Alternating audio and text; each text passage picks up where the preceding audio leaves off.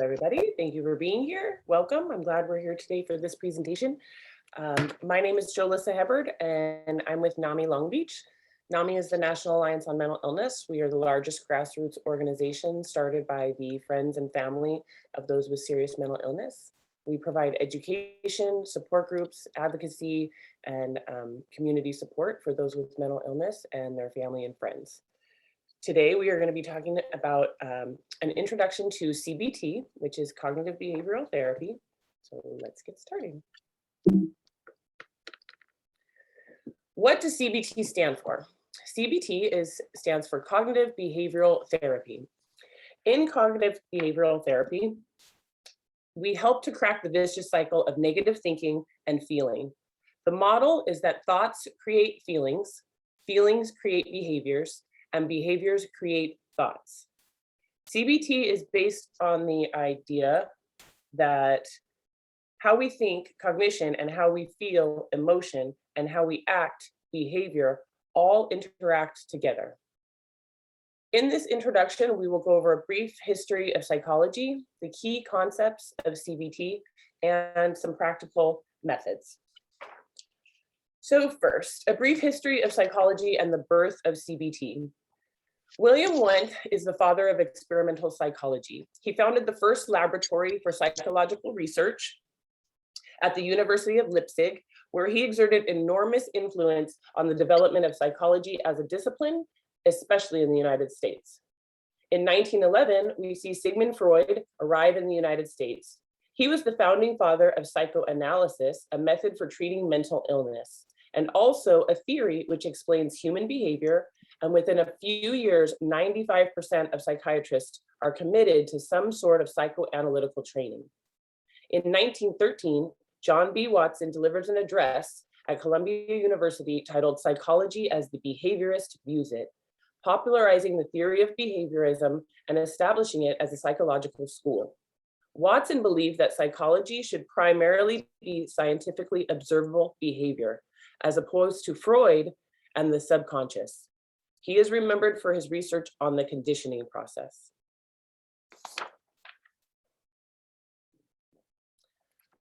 What are the differences between psychoanalysis and behaviorism and cognitism?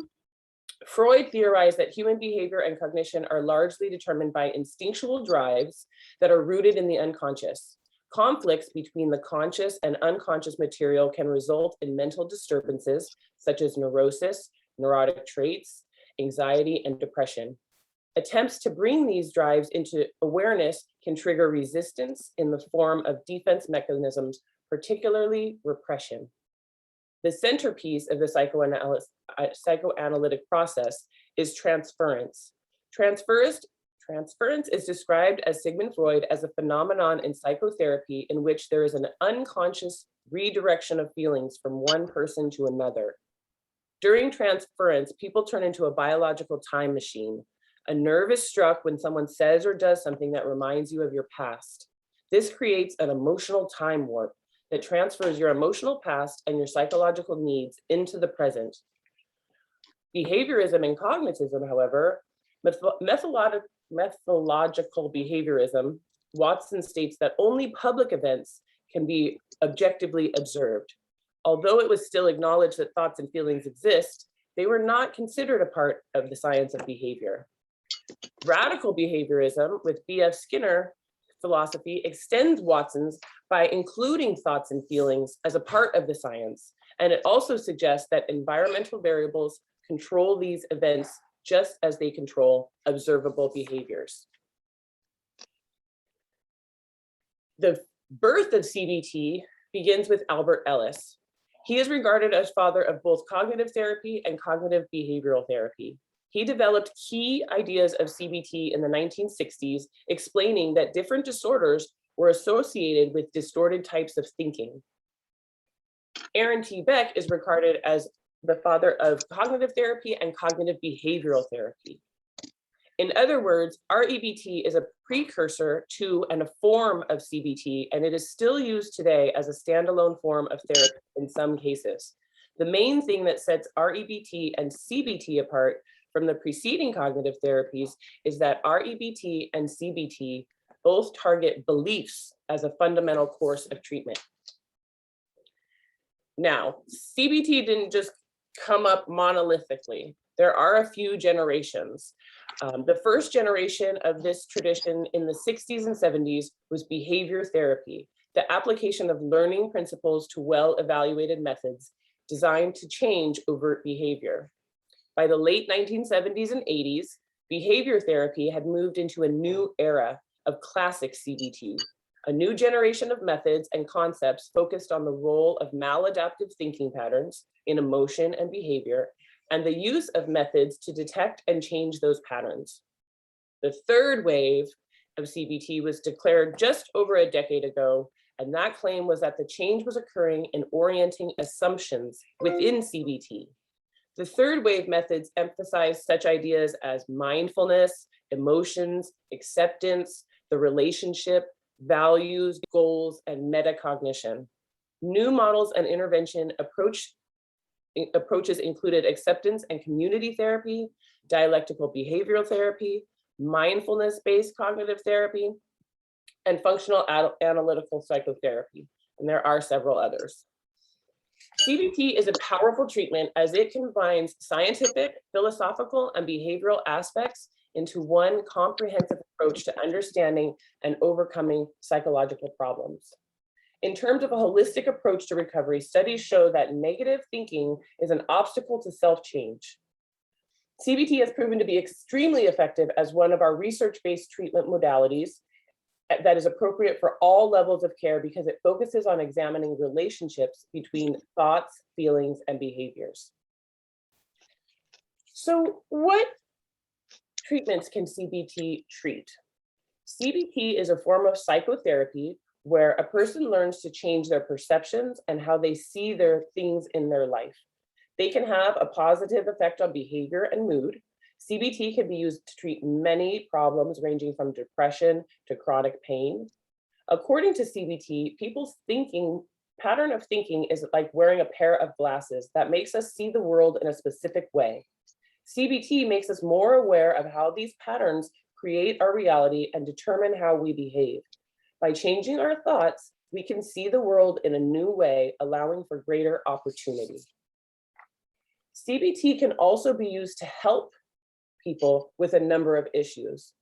Cognitive behavioral therapy can be used in conjunction with medication and community care to treat psychosis and incorporate families and caregivers into the treatment process. Recently at NAMI, we had a presentation by Dr. Mark Raggins, and he has a rebellious guide to psychosis in which he's talking about treating the whole person. Where in CBT, instead of denying the delusions or hallucinations, the voices, you listen to them, talk to them, and try to figure out where those initially stem from so that you can help the whole person. A similar framework is used to treat different emotional problems in CBT. However, the approach and strategies are tailored to address each specific problem. So that's kind of what I was talking about with the psychosis. So wait, what's the downside of CBT? Personal commitment, buy-in. Due to the structure, it might not be suitable for really complex mental health needs or learning difficulties. With that personal commitment and buy-in, no therapist can make your problems go away. Attending sessions, doing work, it is time consuming. Confronting emotions and anxieties can cause periods of increased anxiety and be emotionally uncomfortable. They say it's always darkest before dawn. Well, in this case, it's uncomfortable before recovery. Some critics say it addresses current issues and not the possible underlying issues causes like childhood. CBT focuses on an individual's capacity to change and does not address wider issues such as systems or family's impact. So what happens in CBT? First, you learn to identify and question and change the thoughts, attitudes, beliefs, and assumptions related to your problematic emotional and behavioral reactions to certain kinds of situations. By monitoring and recording your thoughts during situations that lead to emotional upset, you learn the way that you think can contribute to emotional problems such as depression and anxiety. CBT is a talking therapy where people explore and understand their thoughts, emotions, and behaviors, and can all influence one another and sustain unhelpful cycles. Stress, low mood, and anxiety can affect many people at different times in their lives. We might feel low due to a loss or anxious about a job interview. Although we cannot change life experiences, we can change how we respond to these experiences, and we can learn how to effectively manage them. For CBT to be effective, you must be open and willing to discuss your thoughts, beliefs, and behaviors, and to participate in exercises during the sessions. For best results, you must also be willing to do homework in between your sessions. CBT counselors work with clients to set achievable goals, such as learning coping skills for managing different issues. However, many people don't have access to a CBT therapist. Maybe they're not close by, or they're not in network, or they're prohibitively expensive. It's also tough to take time off work, go to childcare, get childcare every week to go to a therapist. If you've wanted to try CBT for anxiety and depression, but aren't able to see a CBT therapist, you might not need to. Many studies have found that self-directed CBT can be very effective. 2 reviews that included over 30 studies found that self-help treatment significantly reduced both anxiety and depression when the treatments used CBT techniques. The average amount of benefit was a moderate range, meaning people don't feel 100% better, but were noticeably less anxious and depressed. So what are cognitive distortions? Cognitive distortions are slips in thinking that we all make from time to time. They cause us to jump to incorrect conclusions and assume the worst case scenario. We've all probably heard of the slang term brain fart. It's a brief mental lapse, especially an instance of forgetfulness or confusion, such as I had a brain fart and introduced him by the wrong name. Well, I see you have your attention now, because it's not very often you hear that term in a presentation. But what I would like to suggest is that those brief slips are just momentary lapses, when the real brain farts are these cognitive distortions in our perception that change the way that we feel, that impact our relationships, and cause issues with our mental health. That sounds more true to the description. So what are cognitive distortions? There's black and white thinking, there's filtering, there's jumping to conclusions, disqualifying the positive, rigid rule keeping, catastrophizing, overgeneralizing, labeling, and emotional reasoning.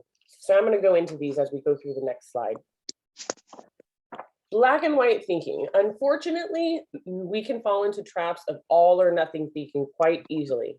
Can you or anyone relate to this example? You start your new healthy diet and you give in to the temptation of chocolate.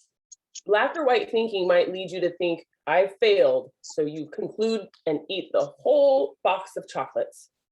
Black and white thinking does not acknowledge that there are usually several shades of gray that exist between the black and white. In seeing only 2 possible sides or outcomes to something, a person ignores the middle ground, which is often more reasonable.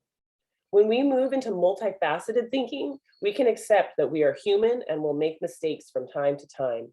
We can understand that even though we slipped on our diet by a couple of chocolates, we can refocus and be both and reasoning, meaning we may have fallen, but we can understand and accept our humanity and move past that slip up. Filtering. A mental filter is when we are presented with a collection of ideas or experiences in close succession, and our minds filter all of them together through one funnel to come up with one conclusion. This cognitive distortion plays a large part when it comes to negative experiences, which magnify the negative aspects of past experiences and then ultimately trigger an automatic response for future events. An example of how mental filters can lead to addiction or relapse: Nathan feels like he needs to use cocaine in social situations because he has filtered out all the good social experiences that he has without cocaine, and he instead fixates on the times that he has not been on cocaine and others have seemed bored by his company. You can see how filtering can affect our moods, our thoughts, our behaviors. When we talk about disqualifying the positive, Disqualifying the positive is a habitual way of disregarding our successes and strengths while focusing on what we consider to be our weaknesses and our failures. In our minds, if something isn't perfect, it's by default flawed. Since perfection rarely, if ever, exists in our world, pretty much everything is considered a failure or a flaw in some way. Therefore, since perfection is unobtainable, we choose to view ourselves as more a mixture of failures rather than a collage of successes. For example, you believe you're worthless, and when you find out that you've gotten an award or recognition at work, you tell yourself, it doesn't count. Anybody could have got this thing. Instead of feeling pleased with yourself, you might feel disappointed. When we embrace the truth, we can look at ourselves and the world accurately. Remember, I said this is a habitual way of seeing the world. Habits can be changed, they can be discarded, and new ones can be developed. That's the good news. I won't lie to you though, there is work involved. One thing to remember about the work that is involved is that you can have a positive thoughts about it and therefore look forward to it, or you can have dread. And if you dread it, the work will be hard. If you look forward to it, the work can be a source of pleasure and you can motivate yourself to keep going. The choice is yours. Oh, wait a minute. So, jumping to conclusions. A person who jumps to conclusions will often make negative interpretation or prediction about when there is no real evidence supporting their conclusion. This is the sort of thinking is based on what we think other people feel towards us. Everyone has been guilty of this to some degree, right? The mind reading, you're at a party, you don't like your outfit, and you decide everybody is laughing at me and I feel miserable and I'm gonna leave. Or fortune telling, you're gonna go take your driver's license test and you just know that you're gonna fail.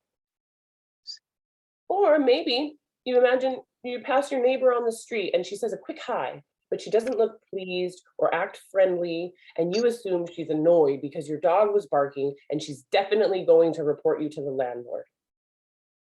But do you have all the evidence to support that? Can you conclude that everyone at the party was laughing at you, or that your neighbor was annoyed? Or is it possible that she was just preoccupied with her own thoughts? No, It was a huge shock to me to learn you're ready. I'm ready, right? that not everyone was thinking about me all the time. It was also very liberating. I no longer need to be concerned because once I accepted myself, their opinions didn't matter as much.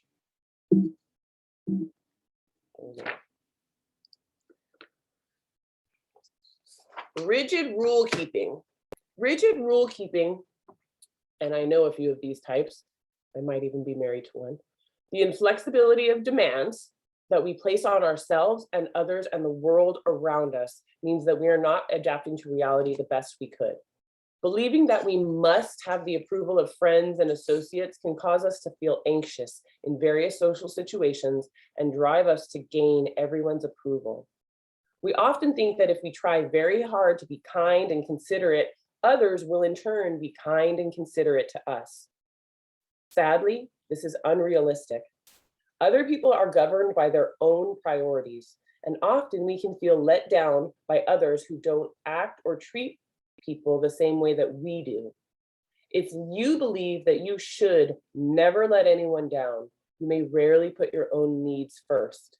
Maybe you don't assert yourself and you end up taking on more than your fair share. You end up stressed as a result. Rather than making demands on ourselves and others, pay attention to the language. Replace words like must, should, and need with prefer, want, and wish. Keep your standards, keep your preferences, keep your ideals, but adopt flexible attitudes about yourself and others in a healthy alternative to rigid rule keeping. In mental health first aid, we say you don't should all over yourself. Ask yourself, would you have a satisfying life even if you didn't get approval from everyone that you were seeking it from? I saw a sign the other day on the freeway and it said, don't try to get everybody to like you. You don't even like everybody, which I thought was pretty funny. Catastrophizing. Catastrophizing is a made-up word, but I like it better than magnification because it sounds more perfect for this. So catastrophizing is taking a tiny event and blowing it completely out of proportion, imagining all sorts of disasters from one tiny little event. For example, your new girlfriend declines an invitation to have dinner with your parents. Before giving her a chance to explain her reasons, you hang up on her and conclude this is her way of telling you the relationship is over, but it doesn't end there. You imagine her ringing up each of her friends and telling them what a mistake she made in dating you, and you decided you're never going to find another partner and you're going to die old and alone.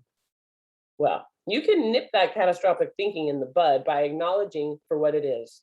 It's just thoughts. If you find yourself thinking about worst case scenario, consider the following. Take your objective stance and put things in perspective. Are you sure your girlfriend wanted to end the relationship? Or is it possible she had other valid reasons for not agreeing to dinner with you and your parents? Instead, weigh up the facts that you have. Do you have enough evidence to conclude definitively? Look for evidence that counteracts the assumption that you've made. Do you know she wants to leave you? Has she given you a reason to think this before? Look for anything that counteracts the assumption you made and focus on what you could do to cope with the situation and the people or resources that can help you. No matter what catastrophic assumption you've reached in your mind, it is unlikely the world is going to end, even if your assumption does come true. In which case, even in the worst case scenario did happen, you're most likely capable of surviving and growing stronger as an individual through all of it. Human beings can be very resilient. Overgeneralizing.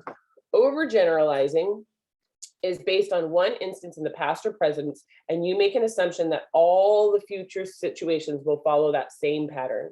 A sense of hopelessness often accompanies such overgeneralizations. For example, just because one partner cheated on you, you believe that all men or women are bad. Or you've had one of those days where you get into your car and it doesn't work and you drop a slice of cheese pizza side down and you think to yourself, this kind of thing always happens to me. Nothing ever goes right for me. And then you feel even worse. You easily get angered, perhaps when taking public transportation, you're delayed by another passenger who can't find the money to pay her bus ticket, and you think, this is typical, people are so stupid, and you become tense and angry. Here's a final example. Ben inferred from a series of coincidences that 7 is his lucky number and has overgeneralized this to gambling situations involving the number 7, no matter how many times he loses. We need to put things in perspective. Is it true that nothing ever goes right for you? Can we consider how many other people in the world might also be having car trouble at this exact moment? Do you judge others? When you judge people as stupid, including the woman buying her ticket on the bus, you make yourself angrier and are less effective to deal with minor mishaps. To give the benefit of the doubt and be willing to be open ideas that we don't know for sure allows the space that creates a bit of hope for ourselves and others. Labeling. Labeling is a cognitive distortion that involves making a judgment about yourself or someone else as a person rather than seeing the behavior as something the person did that doesn't define them as an individual. When we define ourselves by one specific behavior, usually a negative behavior, and fail to consider all the other positive characteristics and actions, for example, I'm always anxious, even though that is not always the case, or how labeling can lead to addiction and relapse. Shannon labeled herself a bad person, unable to fit into mainstream society. By allowing for our individuality, we can accept and embrace our differences. We each are created with strengths and weaknesses. Aim to avoid labeling yourself and the world, allow for those varying degrees, and celebrate the complexities of your individuality and others. Emotional reasoning. This is me. This is definitely me. And this was a big part of my depression. Often we depend heavily on our feelings as a guide. This leads us away from the path of reality. For example, your husband has been spending a lot of evenings working late in his office with a colleague. You feel suspicious and jealous, and based on your feelings, you reach the conclusion that your partner is having an affair with his coworker. recently saw a TikTok where a woman believed that she had caught her husband cheating on her. She saw the Ring camera, she heard him answer the phone. She was like, that's very intimate. Oh, hello, like the way they were talking. And she almost lost her mind until she realized that ring was from earlier. And she was the one on the phone with her husband, and she could not, she went there so fast without thinking, without paying attention to all of the details. So we have to pay attention to our thoughts and watch out for thoughts like, I'm feeling blank, something must be wrong, especially if you're not in the best emotional state at the moment. Recognize that feelings are not the best way to measure reality. Consider how you would view your situation if you were feeling calmer. Practice balancing your emotional reasoning with a little more factual evidence that supports and contradicts your views. Check to see if there is concrete evidence that supports your interpretation of your feelings. Is there any evidence that suggests something bad is about to happen? When we stay in the wise mind, we can operate from a more balanced perspective. So we talk about the wise mind. The thinking rational mind is, each mind has three states: the rational, the emotional, and the wise. But most of us are operating from one of those at one time. However, when we think about the thinking rational mind, people who are highly academic and grounded in logic, the reasonable mind relies on facts and information. It is cold and calculating. An individual uses the rational part of their mind when approaching a situation intellectually. But this can lead to a battle of wits instead of seeking understanding. The thinking mind can be unfeeling and cruel. It is often uncompromising and follows rules. It is one thing to be knowledgeable about something. It is something else to be open-minded. The emotional part of our mind triggers and gives voice to the emotions and feelings, whether we are doubtful, fearful, or happy. If the rational mind is like a controlled, enclosed scientific laboratory, the emotional mind is more like the ocean, where any weather can occur.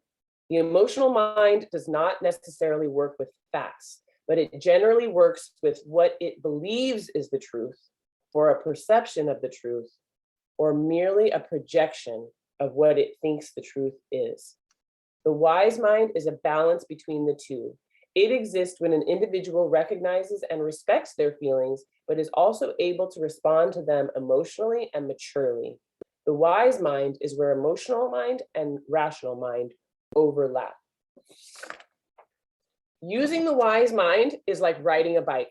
It takes effort, balance, and steering. We can learn to use the wise mind, just like riding a bike, through experience.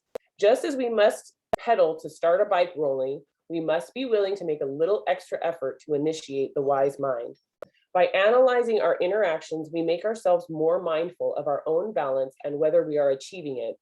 Once we have become competent at taming our emotional triggers, we consequently become efficient in helping other people to tame theirs. Intuition steers us towards the wise mind.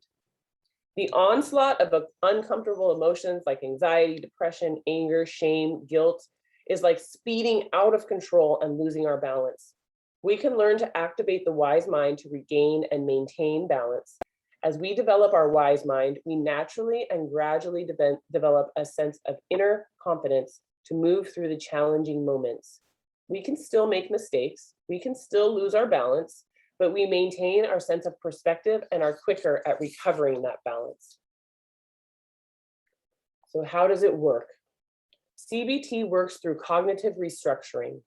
Many people believe that negative events cause them to feel and act in certain ways.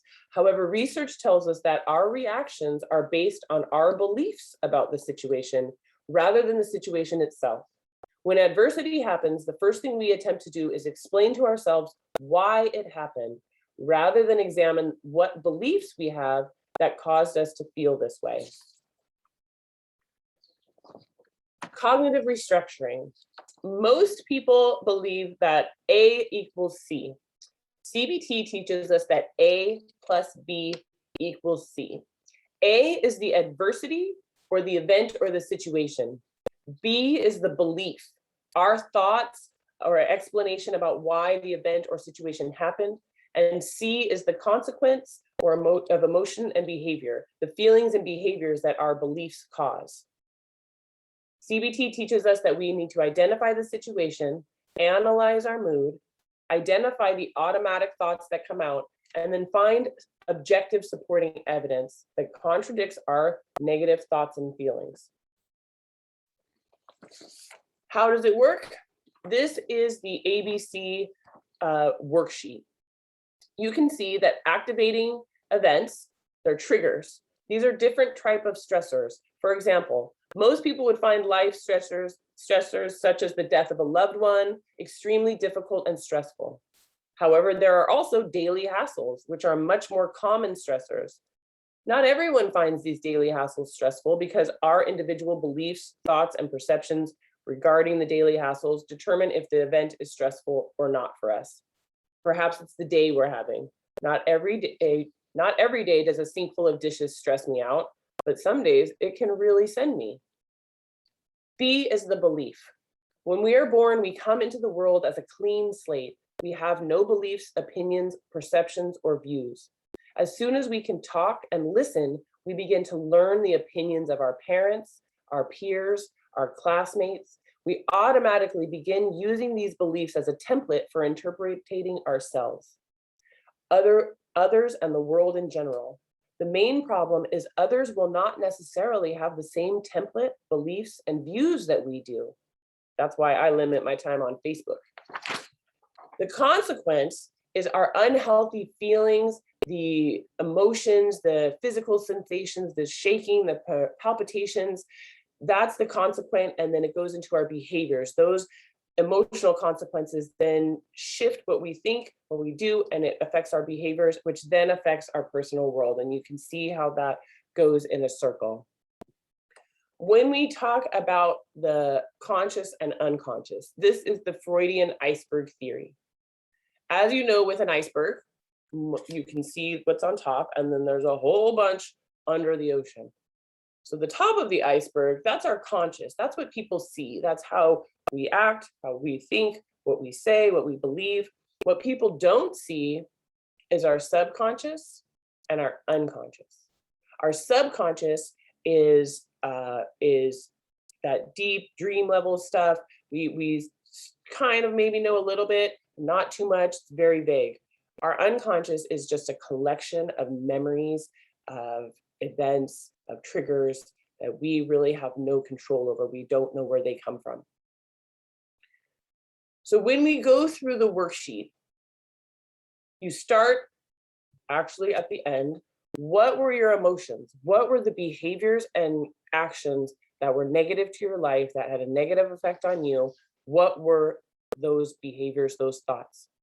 And then you go back. What triggered them? What is the event that happened in the world? Was it, another person? Was it a news story? Was it an argument with your husband? What was it that triggered those feelings? What is the belief? When that action happened, what did you think? What was your belief about it? What was your instant reaction? And then you take that and think and look at, where was an error in my thinking? Did I have one of those cognitive distortions? Was I filtering? Was I catastrophizing? Was I, emotionally reasoning? And by doing this worksheet, we start to see where our patterns develop, where our thoughts have become involved in our actions, and where we might be able to change them. Another part of CBT, a huge part, is getting a vision for your future. When we talk about getting a vision for your future, there are all kinds of areas of importance: social and family relationships, career and education, money and personal finance, physical health, life's routine responsibilities, giving back to society, and your own emotional, mental, and spiritual health. Every person is going to have a different balance of this. You're going to have some people that are way high on the social and family relationships, and other people that are really big on money and personal finance, or others that are really, that giving back to society and philanthropy is hugely important to them.